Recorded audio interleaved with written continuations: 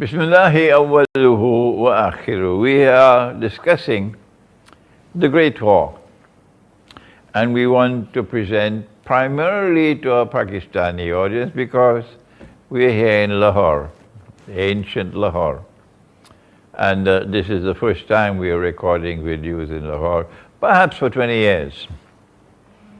And we're trying now to explain the subject of the Great War, in which we said weapons of mass destruction will be used as never before in history, and millions would die.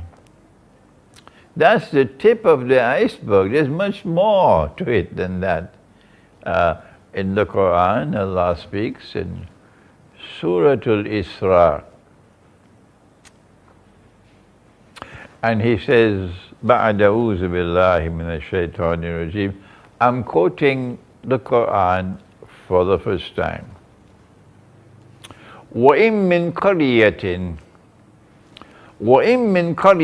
إِلَّا نَحْنُ مُهْلِكُوهَا قَبْلَ يَوْمِ الْقِيَامَةِ قبل يوم القيامة. Did you hear that? قبل يوم القيامة أو معذبوها عذابا شديدا كان ذلك في الكتاب مسطورا. And there will not be a single town or city which will escape. The Quran is speaking about a great destruction of every town and every city. And it says, Allah will destroy them before Qiyamah. This is not an event which occurs at Qiyamah, the end of the world.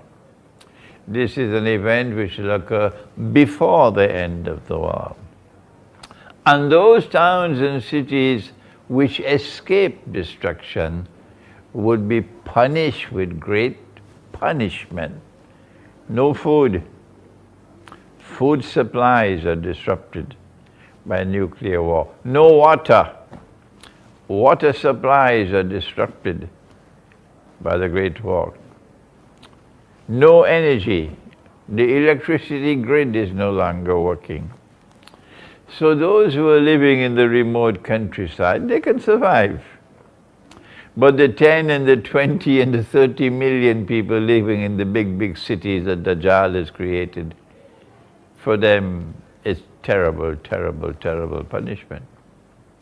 And this will take place before Qiyamah. But Allah is a just God. Everything in this world is built on truth. And truth is founded on justice. So Allah will not destroy a people who do not deserve to be destroyed. So who are those who are at the top of the list who deserve to be destroyed? The answer for anyone who has even 5 rupiah, but 5 rupees worth of common sense and knowledge, is modern Western civilization.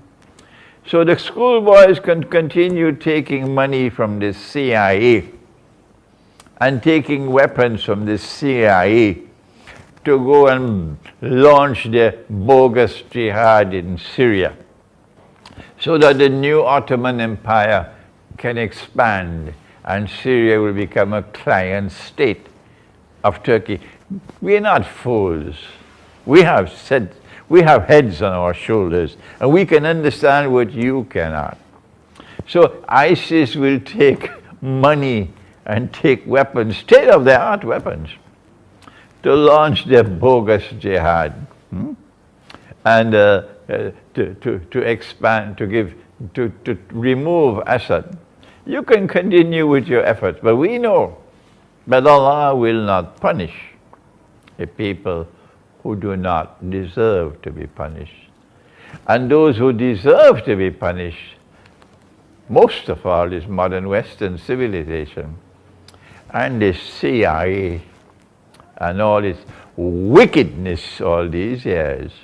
And the clients of the CIA in our midst, who support the CIA, like Saudi Arabia, and like Erdogan in Turkey, support the CIA with all this massive intervention to topple the government of Syria, Allah is going to destroy them. They are the first on the list. سَنَفْرُغُ لَكُمْ أَيُّهَا الثَّقَلَانِ. If you didn't know it before, Imran is telling you today. This is the top of the list for destruction. But those who have not, they have not been oppressors. They have been the oppressed. Why will Allah destroy them? So this war is coming. And we have said in this book, the Quran, the Great War and the West, that modern Western civilization will be crippled by this war. 300 years of rampaging through the world, bloody footprints on the face of the earth from the modern West will come to an end. Will come to an end. But then what?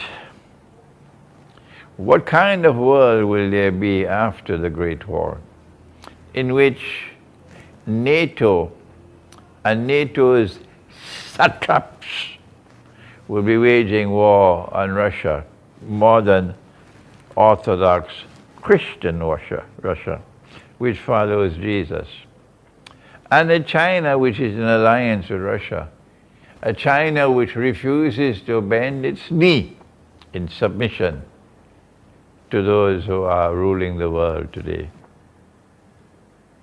Their plan is to provoke the big war for an easy reason to understand. They hope that in this great war, these two powers would mutually destroy each other. Do you understand? So there will be no more Western civilization after the war, no more NATO, but that Russia and China will also be disappear as powers. That's their hope and plan. And when both this side and that side are mutually destroyed, the road will then be open for Israel to replace the United States of America as a new ruling state in the world. And in the same way that Pax Americana replaced Pax Britannica. But the schoolboys don't know about that. All that they know is to criticize Imran, who said, get lost. In the same way that Pax Americana replaced Pax Britannica, similarly, Pax Judaica will now replace Pax Americana. This is their planning. What is Allah's planning? This is what we need to explain and understand. How should Pakistan respond to the Great War? There is an ominous warning in the Quran. Don't go for guidance in someone who is getting dreams and visions. Don't go to the political analysis from the universities. Don't go from this one and that one and the other one to get guidance. Where do you look for guidance? Pakistan? Where? The answer, of course, is in the book of Allah, the Quran. And if you don't have scholars who are capable of going to the Quran and locating in the Quran that which explains the great war that is coming, that's sad. But I'm sure you do have such scholars. Maybe you're not listening to them. So I'm here in Pakistan for the first time in many years to share with you, as gently as I can, an explanation of Pakistan and the Great War. Allah warns in the Quran, إِنَّ اللَّهَ لَا يُغَيِّرُ مَا بِقَوْمٍ حَتَّى يُغَيِّرُ مَا بِأَنفُسِهِمْ. Allah will not change the condition of a people, regardless of how pitiful it may be, unless and until they take the initiative using Allah's guidance in the Quran, to change their own condition. So if Pakistan is to prepare for the Great War, is it not simple to understand that your preparation for that Great War must commence from the Quran? Is that so difficult to understand? And if there are those who are offering an analysis based on the Quran, you should show respect for them and listen to them. If you do not do that, if you remain with your arms folded and you do nothing for the next 4 years, you do not go to the Quran for guidance. And when you go to the Quran for the guidance, the Quran tells you, follow him. This man who was sent to teach the Quran, Nabi Muhammad alayhi salatu wasalam. Allah is telling you in the Quran, follow him, follow Nabi Muhammad alayhi salatu wasalam. So not only do you have to look for guidance in the Quran, but you also must look for guidance in the Hadith, in the Sunnah, to the extent that it is in harmony with the Quran. Because the Quran is absolute truth. Al-Haq al-Yaqeen. The Quran is absolute truth. Al-Haq al-Yaqeen. And nothing else shares that status. So it should be elementary for you to understand. They will never understand it in the Darul Uloom. That's why I'm leaving them, I'm moving on. They will never understand it. But for you it's simple. Since this is absolute truth, and nothing else shares that status, the Quran must sit in judgment over the Hadith. If the Hadith speaks about Ghazwatul Hind, for example, which is now a matter of importance for Pakistan in the context of a war which is coming, you do not simply accept the Hadith on Ghazwatul Hind, or a war which they interpret as a war in which Pakistan will defeat India. Muslim Pakistan will defeat Hindu India, and Muslim Pakistan will then rule over Hindu India. If this is what it says, this is their interpretation.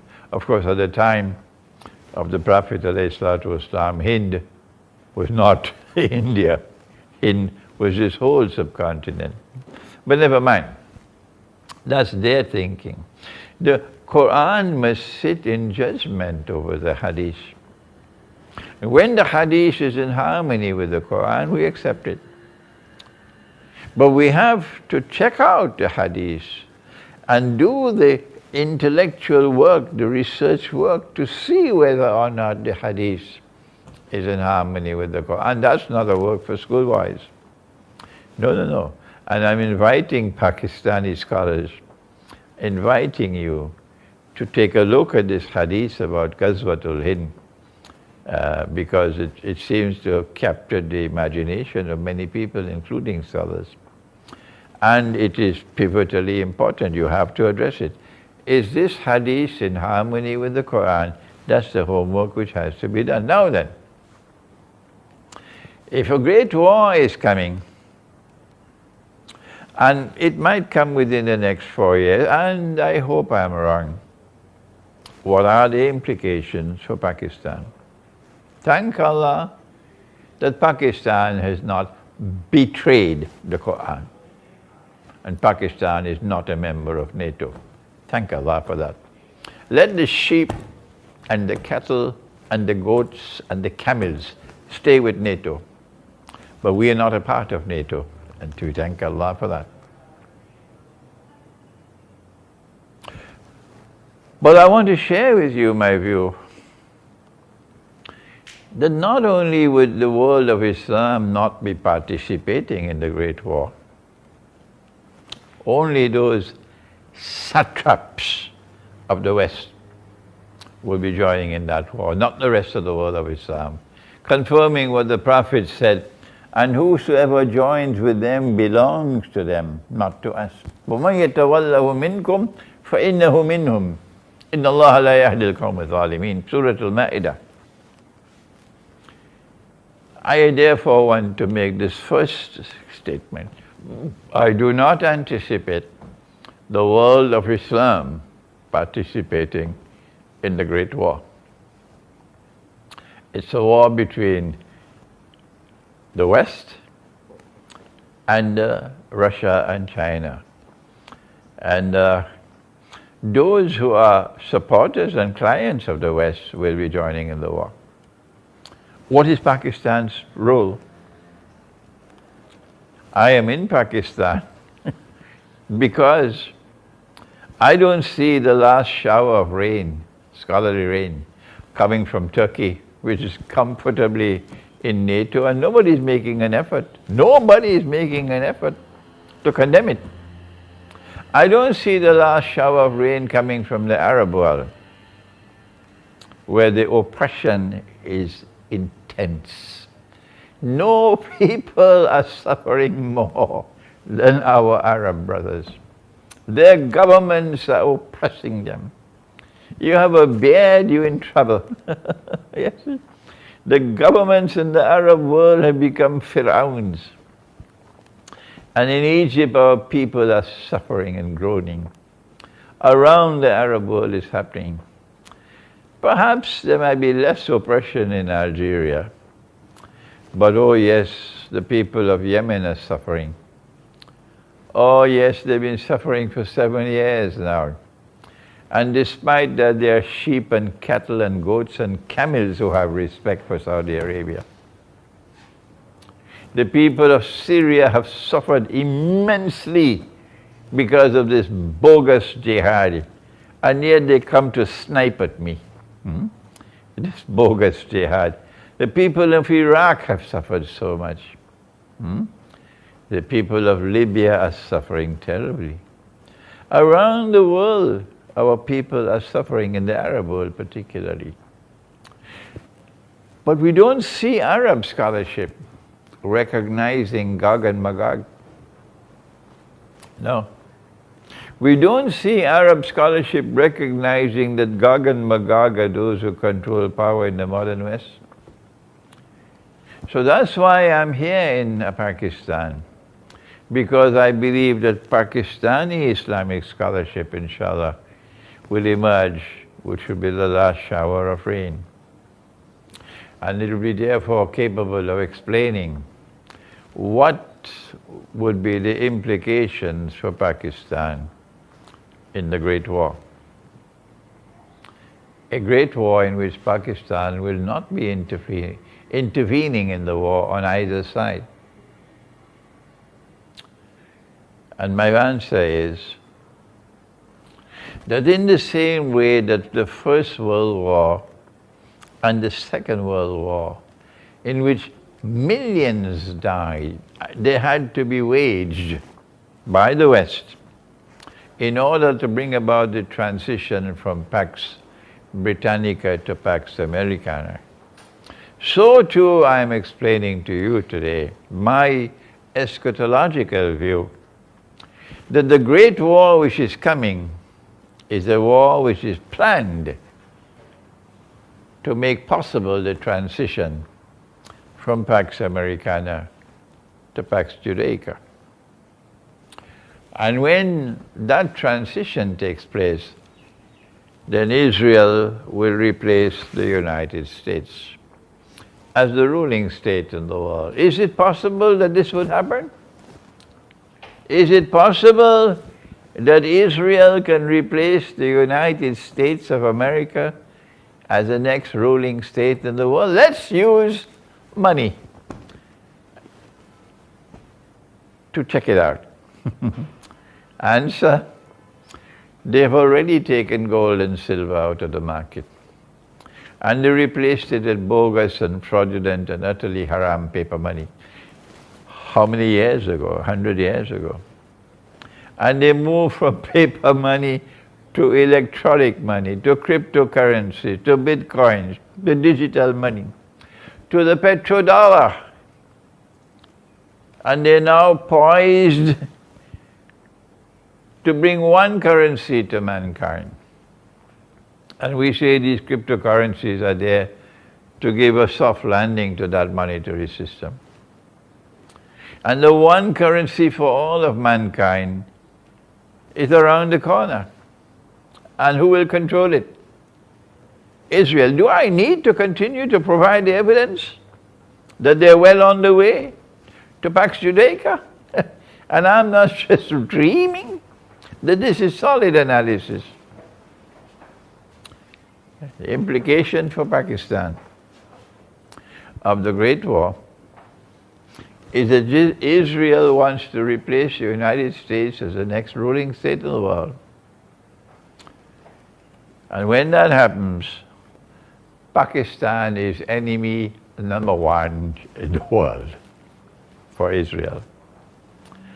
How should Pakistan respond?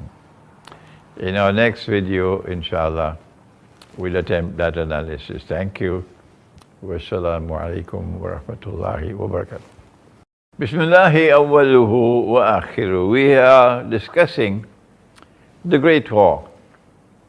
And we want to present primarily to our Pakistani